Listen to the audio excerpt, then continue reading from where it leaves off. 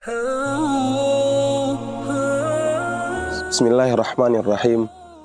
Alhamdulillahirabbil alamin.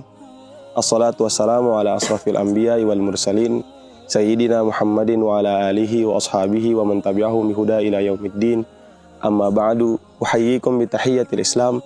Assalamualaikum warahmatullahi wabarakatuh.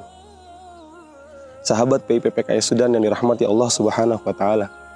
Tidak terasa sekarang kita telah sampai di bulan Ramadan, bulan yang telah kita nanti-nanti dari 11 bulan yang lalu.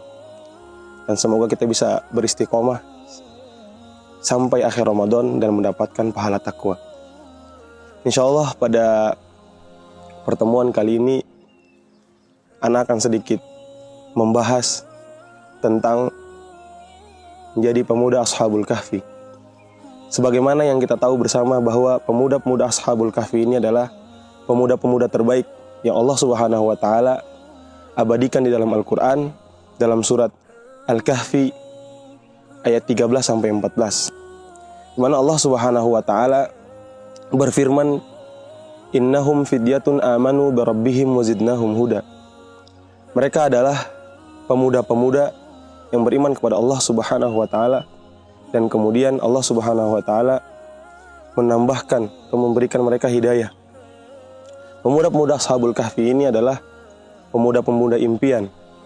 Pemuda-pemuda yang dengan keimanannya mereka akhirnya tergerak untuk melawan kezaliman di daerah mereka.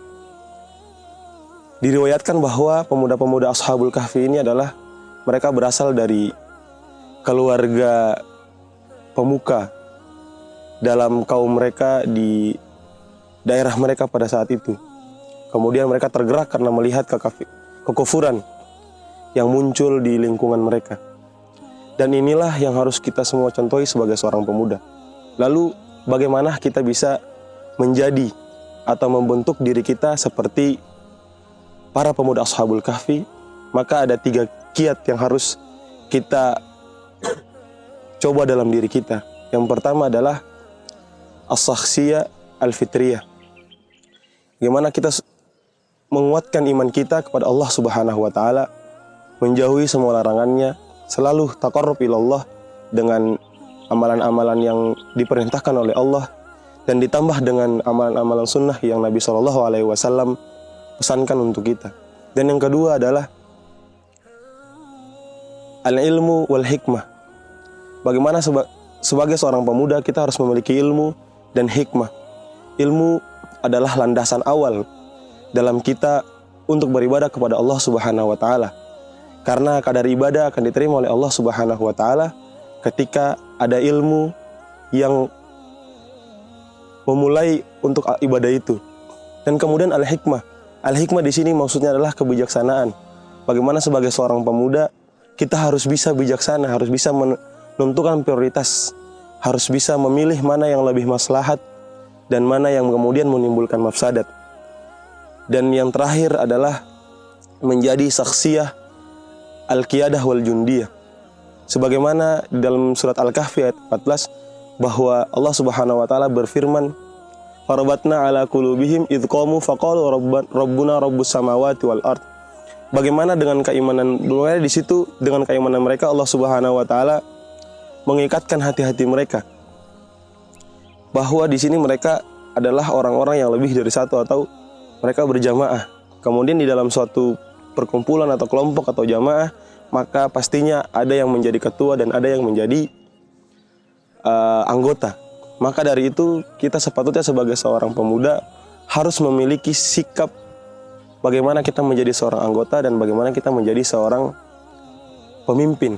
Ketika kita menjadi pemimpin, maka porsilah sebagai porsi seorang pemimpin, memberikan bijaksana, adil dalam setiap ketetapannya, dan selalu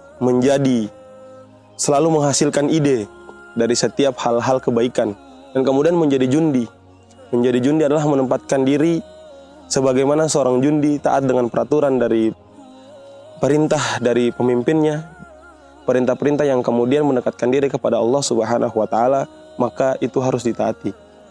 Maka dengan itu kita sebagai seorang pemuda harus bisa menimbulkan atau membentuk 3 karakter tadi. karakter saksiyah fitriyah, kemudian al-ilmu wal hikmah, dan yang terakhir adalah as-saksiyah qiyadah wal jundiyah. Semoga Allah Subhanahu wa taala melimpahkan kemudahan untuk kita dalam berproses menjadi pemuda-pemuda terbaik, karena dalam sejarah Islam sendiri banyak sekali pemuda-pemuda yang kemudian tercatat dalam sejarahnya mereka yang menjadi tulang punggung dari setiap pergerakan-pergerakan dalam mencapai kemenangan. Mungkin ini saja yang bisa Ana sampaikan. Kurang dan lebihnya mohon maaf. Assalamualaikum warahmatullahi wabarakatuh.